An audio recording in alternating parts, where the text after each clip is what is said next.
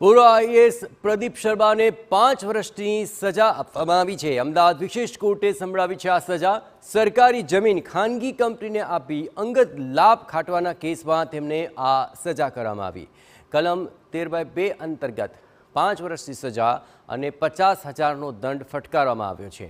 કલમ 11 અંતર્ગત 3 વર્ષની સજા અને 25,000નો દંડ મળ્યો છે।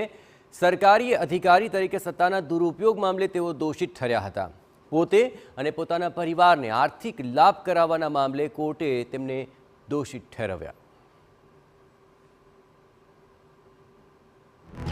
હાલ પૂર્વ જે કલેક્ટર હતા પ્રદીપ શર્મા, એમની સામે જે કેસ ચાલતો હતો જેનો ચુકાદો આપવામાં આવેલો છે, જેમાં પીસી એક્ટની કલમ 11 જે છે એ હેઠળ 3 વર્ષ અને પીસી એક્ટની જે સેક્શન છે જે 13/2 એમાં 5 વર્ષની સજા સંભળાવવામાં આવેલી છે। કુલ